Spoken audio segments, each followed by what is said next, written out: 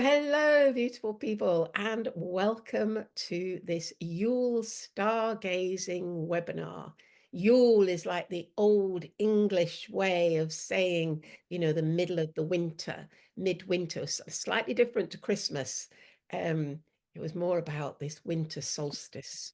We tend to use the term winter solstice more, and this is when the sun moves into the cardinal sign of Capricorn. So first of all, before we go into it, we just had a bit of a chat about this, but put one in the chat if you've noticed your energy has changed quite recently. I'm curious. Type 2 in the chat if you've noticed more what we might think of as synchronicities or coincidences. Or okay, so a few of you have noticed that. Brilliant.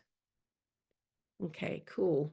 So that's something else I would like to chat about later, but just bear in mind your answers to these questions in terms of when I go through the astrology and explain what's going on. The thing I love about astrology is, is that when you're just thinking, what is going on? What is going on in the cosmos? And astrology is just such a simple way of seeing it, actually, just seeing it quite graphically as a pattern. And being able to get a feeling for that energy just from the elements and from that pattern. And I'm always asking when I'm looking at a chart, what is it that we are being taught? Because we know that every challenge is an opportunity. And it's like when we have to work something else out, it's like, what am I being taught? And the astrology is just so brilliant at homing in very quickly on what it is that we're being taught. And that's what I'm hoping that I share every morning in the astrology tip. And there will be a little WhatsApp code at the end if you're not part of that group already. And then what are we being prepared for? Because whatever's happening to us now is preparing us for what is to come. And particularly with because all the planets except for the sun and the moon go retrograde. So they've chunted along quite happily. And we're just like a sort of bit oblivious to what is going on. And then they go back again. And then we have to go, oh, hang on a minute, I'm back where I was. And then we realize, oh, I was being prepared here for what was there. And so it's really important that we look at what we've just been through and what is going on now, but in particular, for this particular point in time space, if you like, at the moment, in the cosmic pattern, it's useful for us to look back a little bit because it's obvious we're being prepared for something right now. So this is the chart for the winter solstice on Saturday. And, first thing you see when you look at this chart is this box with a lid that doesn't quite fit. It's like if that point there was here, then that point could join up there and it would become a full-size box. Looks a bit like an envelope. And that is called a grand cross. And people who are born with grand crosses tend to be workaholics and they work very, very hard. But they don't see it as work. It's like they can't help themselves. It's just who they are. And they have this weird thing where it's like when you hear all the things they've achieved in the last year, for example, you sort of think, my God, do you sleep? Do you have more hours in the day than I do? Because they just seem to achieve so much. And so when you get a figure like that doesn't quite meet, it indicates that there is a drive, a motivation to make that meet. And to some extent it will meet, because Mercury has just turned direct, so it's as far back as it's going to go, but it's going to come and catch up with the sun pretty quick. Now these two won't join up for another 2 years, but it's like it's very close to creating this square figure. So just think, this drive, this is like this energy, and just to keep doing, creating. And the other thing to notice, which is a bit of a relief, is that it's in all mutable signs. So Virgo, Sagittarius, Pisces, and Gemini are called mutable signs, and they're very flexible. They're all able to pivot. So they're all able to say, yep, okay, we're doing this, that's awesome, that's great. And then it's like, oh, hang on a minute, I just got a new piece of information. I think we have to pivot, we have to go that way a bit. And they're all able to do that very easily. So there's this sense that we've got all this energy, and it's like somebody said riding a wave. It's like we're riding this wave and we're watching the wave, and we're able to pivot and go, travel with the wave. That's a good expression for tonight. So we're going to look at 3 things as per usual. So the first thing we're going to do is look at the color ratio of the aspects. So these are the aspects, these colored lines, and there's 3 colors, red, green, and blue. And we're going to we'll add them up and look at their ratio, because that tells us a lot. We're going to look at the balance of the elements that the outer planets are moving through. And I'm going to show you you can really see what this change is that we are going through. And then we're also going to look at the node Neptune conjunction, which is this here, which literally came into conjunction on tomorrow. Comes in tomorrow, because we're doing this on Thursday and the solstice is on Saturday. So that is actually coming into conjunction tomorrow and will last for a good 2 to 3 months. So we're going to look at that. So first of all, the aspect color ratio. So there are 8 red aspects in this pattern, 3 green and 4 blue.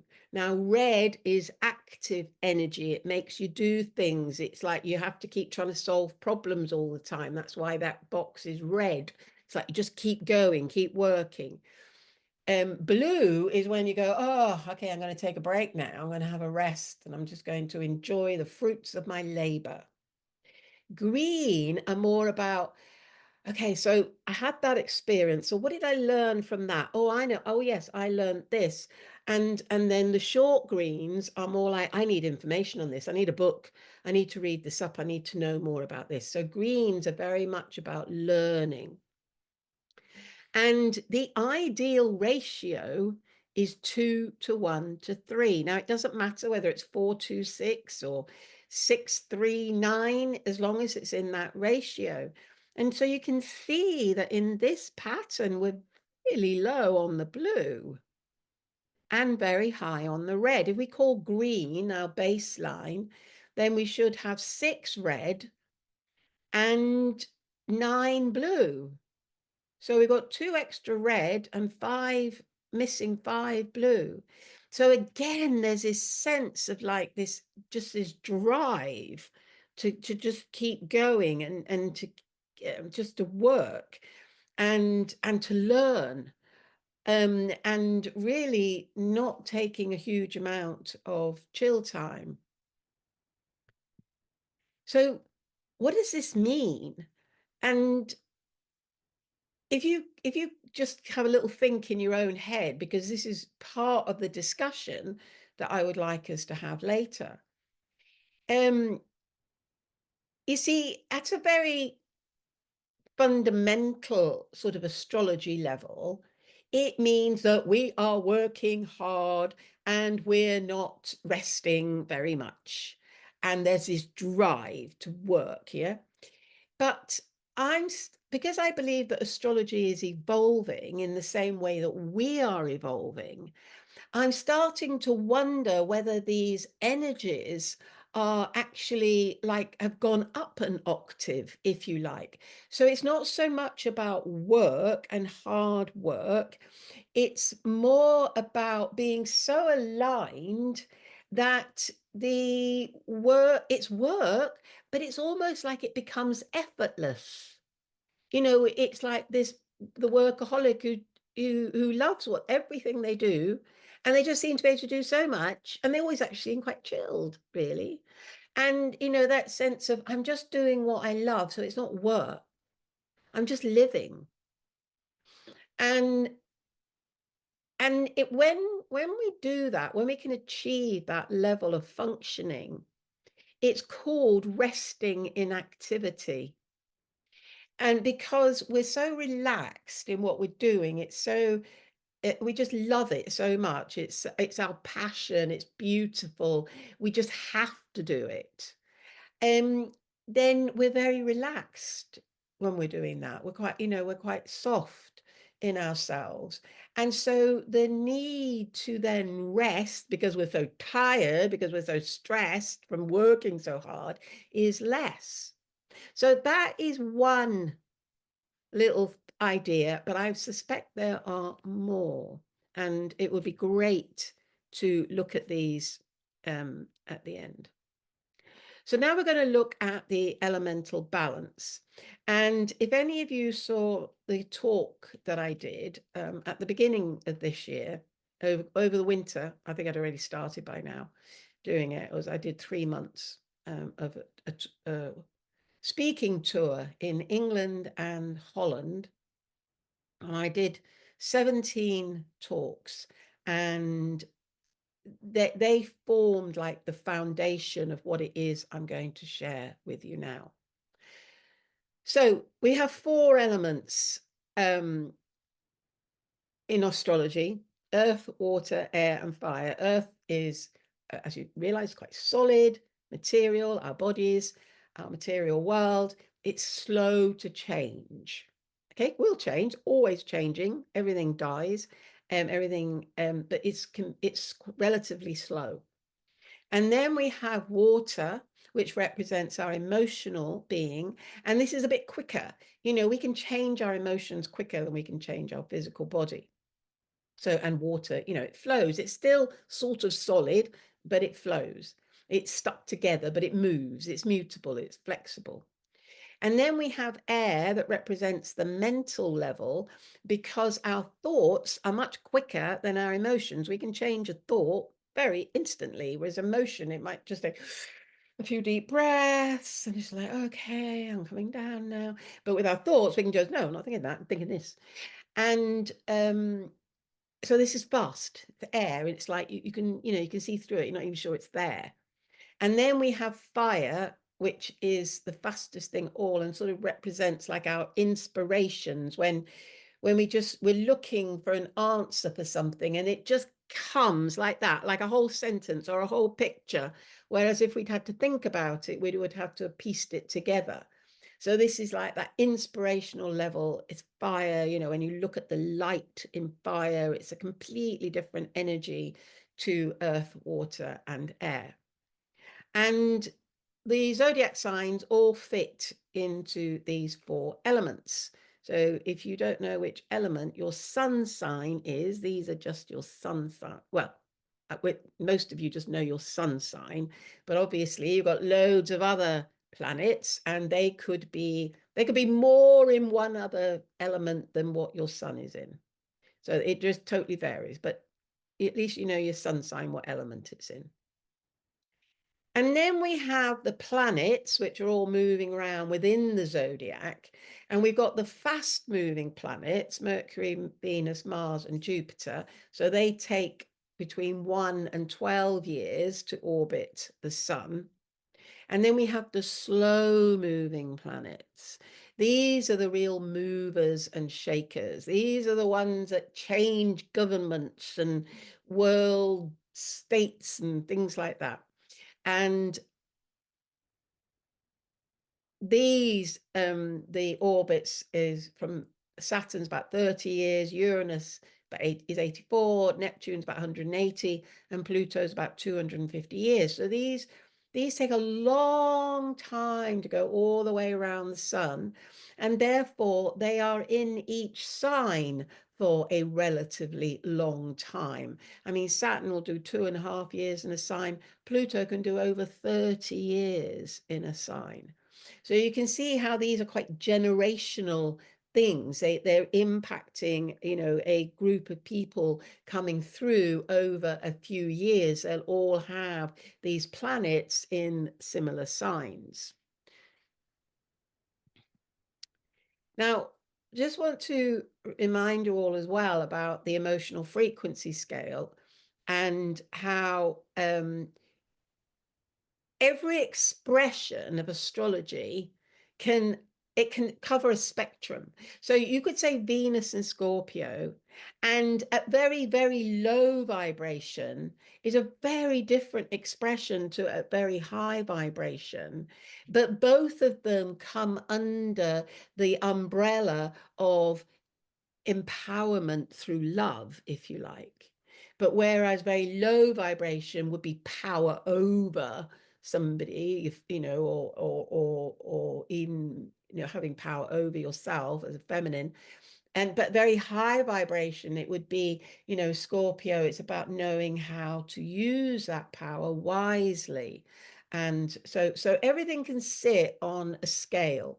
And I'll do my best to tell you what the low vibration might look like, or we see, and what the high vibration is that we see. And then you'll know there's a whole spectrum in the middle.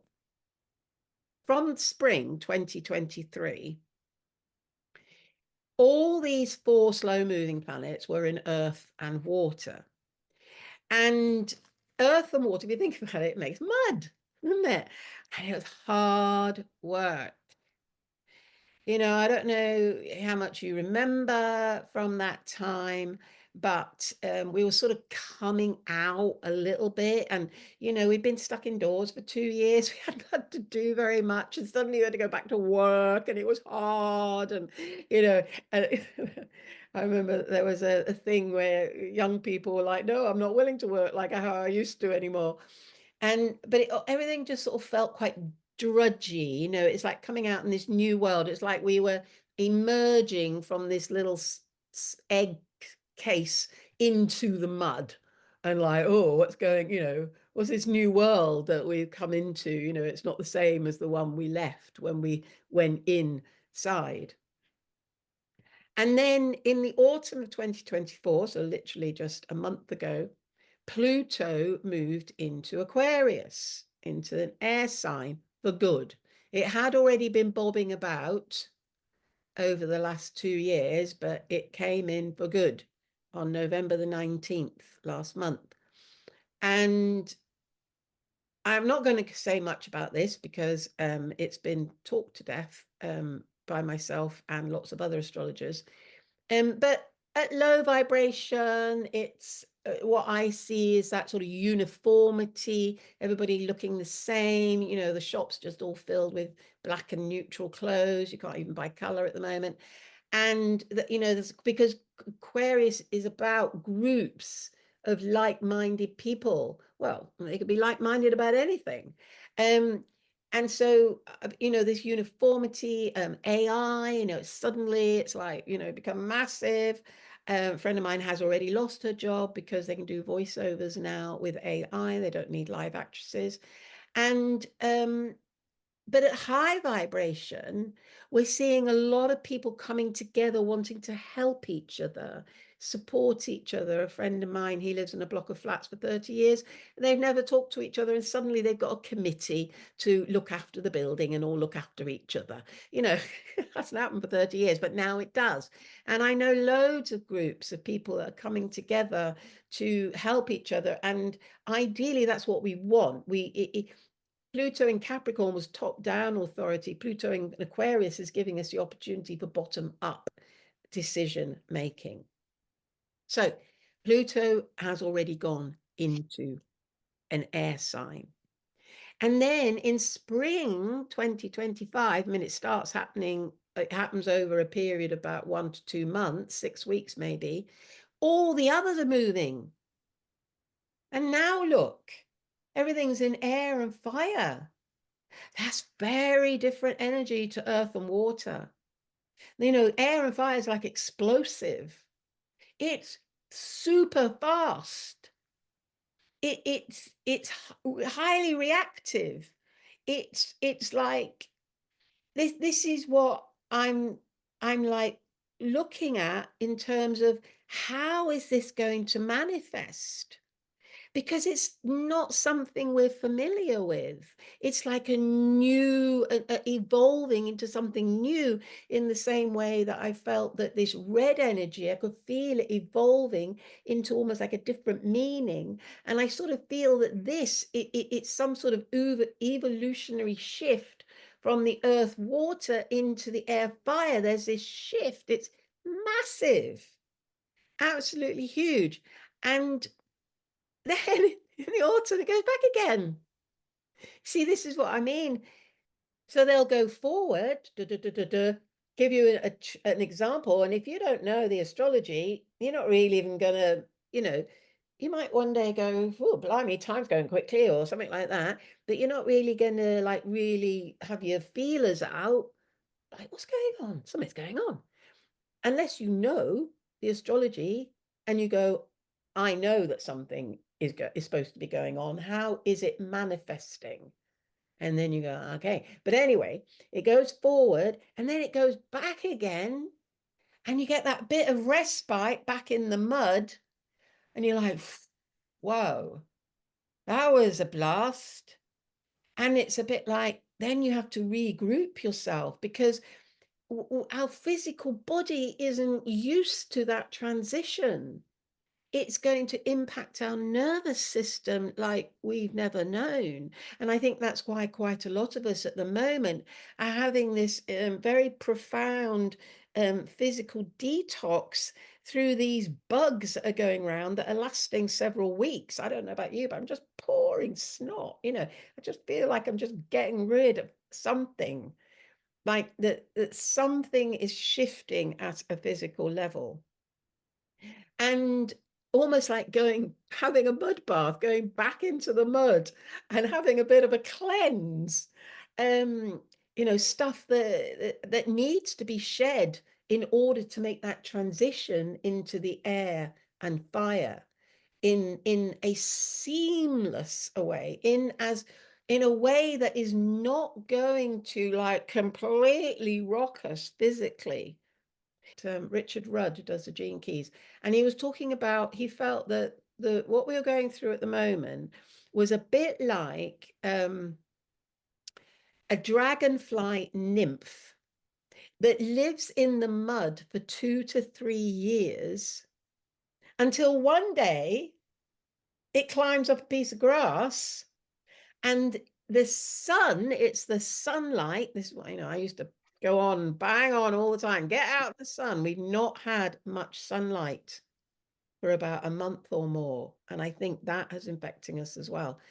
But they get out in the sun and this metamorphosis goes on within the cocoon or whatever it is that it has. It's like everything just jellifies and then reassembles as a dragonfly, which doesn't look like the nymph. It's got no physical attributes of the nymph, nothing. It's like a completely different being, and obviously is living in a world of air and the fire, the sun, whereas it had been living in the mud.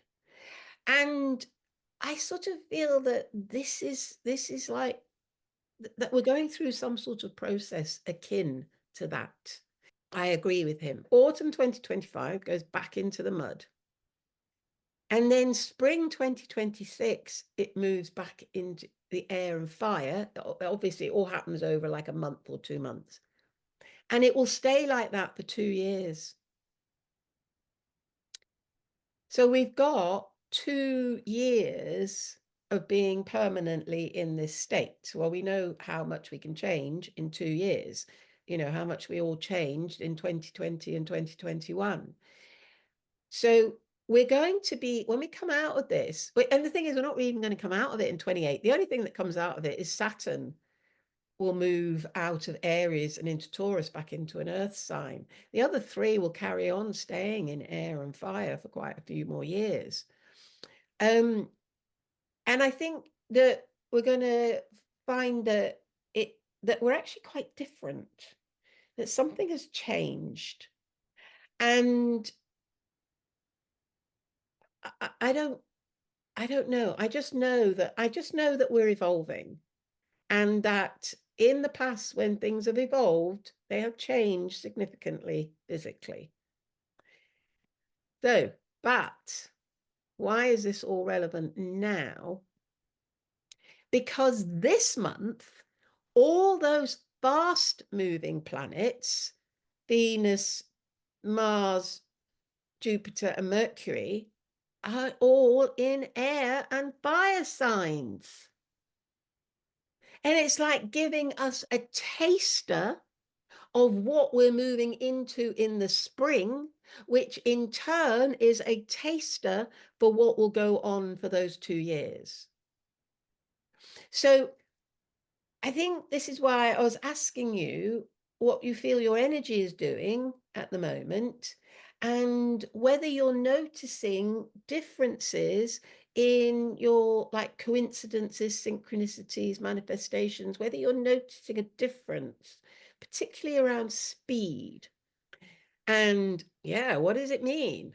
I don't know. I think that at one level we may actually be evolving physically, and that we will not be the same, exactly the same physical structure by 2028. But who knows? It seems highly like beyond imagination, but who knows? And I don't mean bionic, because that will definitely happen.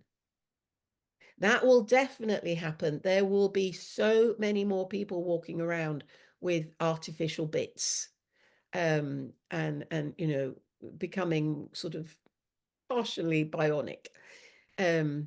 So if it's changing at that level, then why can't it change at that level as well, without all the technology, or different type of technology, vibration? Who knows? I think that's something I'd like to discuss as well. My webinar bit, I'm not selling my course like I usually do. What I'm actually after is some volunteers. The next stage of my course is to sell the video trainings on their own.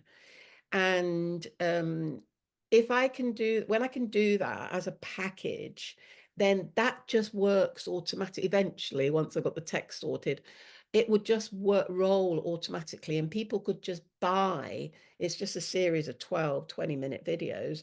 They can buy those and actually teach themselves astrology just from the videos, and they wouldn't need any interaction with me or anything like that. And that's one of the things that I want to be able to offer. And I am creating those videos all the time. So every course I do, I'm upgrading the videos and sort of being like getting better and better. But at some point I have to watch my perfectionism and just say, no, go for it. That's good enough. But what I would like are 3 people who would be willing to watch the videos and to basically just say what they like best, what they thought worked really well, and what just didn't work for them, and why, and whatever, just so that I can get some feedback on how they're being received and how I need to just adapt them a little bit. So I'd really like some people who have had some sort of experience in doing that, not the tech. I don't really care whether I'm good lighting or anything like that.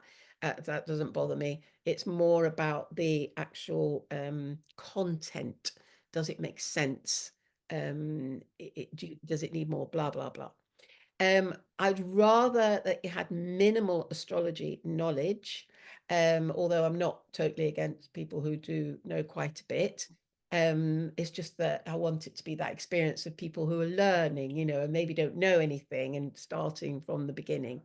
And I need people who are really committed to it, who would see it as a great opportunity to learn some astrology, because obviously you're going to get these videos to watch, but also would be, committed to actually giving me the feedback and not having to wait too long for it.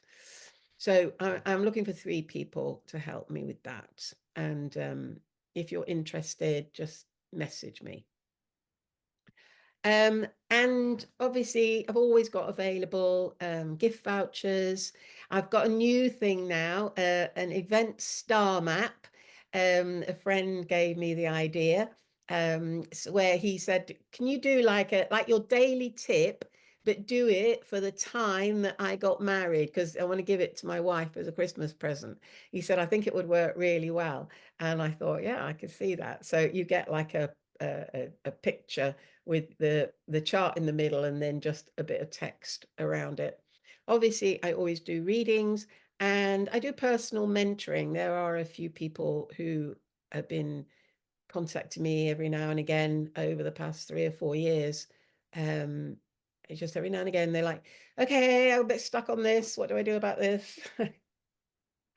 It's always good fun. Okay, so now let's go on to the third part, which is the node Neptune focus. Now, Neptune is obviously one of the slow-moving planets, and it's been in Pisces since 2012 and is now bumping up against that last degree of Pisces, which is a very interesting place. We'll go into that in a minute. And then the North Node isn't a planet, it's a position in the sky where the orbit of the sun and the moon cross each other, and you end up with the North Node, the dragon's head, and the South Node, the dragon's tail, and this nodal axis. And it represents like our forward movement as the collective in a map like this. In your own map, it would be the direction that you should always take when you need to make a decision. So it's a bit like a spiritual direction type thing. And the thing about the node, it's, by the way, it's what the eclipses are based on, but is that it goes backwards. So whereas Neptune was coming through Aquarius and now through Pisces and it's about to go into Aries, the North Node has been coming from Taurus and through Aries and is about to go into Pisces. And it is right at the beginning of Aries right now. So they're actually sitting across the spring equinox point, the point of the start of the zodiac. The zodiac starts with Aries, and so 0 degrees Aries is like the spark that will start a fire, or the instant that the egg and the sperm hit and conception happens and new life is ignited. That's that point of 0 degrees Aries. And just behind that, the end of Pisces is that point of complete, when you die and your soul leaves your body and becomes at one with everything. Because Pisces is about oneness, is about unity, it's about that dissolving, that drop of ocean dissolving into the ocean. And so the Pisces is the end of the zodiac, it's the end of the psychological process, and that very last degree is that final breath out, if you like, before the spirit goes, and then instantly is downloaded at 0 degrees Aries again. So there's virtually no gap, but there is a gap, if you see what I mean. So we've got this very interesting point. going on. And it sits on the 3rd house cusp here, which is all about communication. Now, I talked about this nodal Neptune conjunction, I think it was in the last webinar.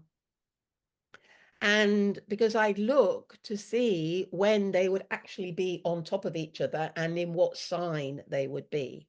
And it's going to be so at the end of Pisces, like within minutes of that dissolution point, that last beat of the heart before it stops. And it's happening at the beginning of February, happening at Imbolc, which I thought was quite cool. And not only that, but within shortly after that, there's a whole load of other stuff lands on top of them as well. Now, obviously, I'm not going to go into that now, but it's going to be a very, very magical time. And of course, it's it's just prelude or whatever the word is, just in before Neptune and Saturn move into Aries. And when they move into Aries, you think Pluto and Aquarius, the energy has changed. Aquarius and Aquarius and Capricorn were both ruled by Saturn in the old days. They do have a bit of a similarity, but Pisces and Aries don't. When we move into that Aries energy, like what? It is going to be staggering. So and you know, so just before we move into that, we're going to get this very sublime multiple conjunction in Pisces right at the end of Pisces. What does it mean? And don't forget, I mentioned this in the last I think I've mentioned this in the last 2 webinars, this triangle that's going on between what I call the 3 gods, Uranus, Neptune, and Pluto. Now, doesn't actually exist in the chart right now. It did in the last one, but they've moved away from each other a little bit. But they're moving in and out into this shape until 2029. They keep making this shape. But at the moment, it's been all in earth and water, in mud. And of course, in the spring, it's going to become in air and fire. And we had exactly this triangle just after World War II. But the difference was that it was Pluto sitting here at the apex, whereas now we've got this Neptune. We've got Neptune, and at the moment, the Neptune node. Now, when these 3 planets work together in this way, this is not common. This is unusual for them, for the 3 of them to be working. And in this blue triangle, it's a very easy sort of flowing. It's like they're cooperating with each other, and it's called a talent triangle. So it's like giving us some form of spiritual ability that we have a natural talent with that we have not been acknowledging. That's almost like what that means. And then for it to be directed at this Neptune node, Neptune is about love, it's about compassion, it's about unity, but it's also about being completely lost and deluded. Is that we think of Saturn as being like predictable, sensible, 3D material, and we think that is reliable. We're deluded because we believe it is reliable when actually it isn't. Whereas we're told that Neptune is just a delusion, but actually, if you know, it's like, yes, it is all a delusion. And so it's this very interesting sort of thing that's going on. I suppose, you know, think about the dragonfly, it's that difference between this mud existence where, you know, everything around you is touchable. You can touch it, water and mud, and you know, you just reach out and grab something, and then suddenly you're like this thing that is flying and all over the place and iridescent and just, you know, after nectar and honey and stuff. You know, it's like there's such a contrast. I feel that that is something to do with this transition of these three planets from the earth and water and into the air and fire. And what makes this particular period of time so unique in history is that we've never had all the planets changing signs together at one time. It doesn't happen very often. In fact, there's an astrologer called Steve Judd who he actually looked back and he said, we haven't had astrology like this. He said, I looked back 13,000 years and I couldn't find any. He said, what's going on now is so unique. And, you know, we keep realizing that, you know, we keep being told we're living through this really unique time. And I don't think any of us have like really, we've not known, well, why, you know, what is it about it? And I think that this next 2, 3 years, we're going to find out what it is and why. So yeah, what does it all mean? I don't know. This is where I would like to open it up to a conversation. But before we do that, if you're not in the Starlight Lounge, and you would like to get a daily astrology tip in your WhatsApp, then just point your phone at that QR code and it will take you into the group. And also, if you just want to get hold of me, obviously, if you go through the group, you will get my WhatsApp number as well. Thank you so much for watching, and I wish you a very merry Yuletide and a very exciting 2025. Love you all. Good night.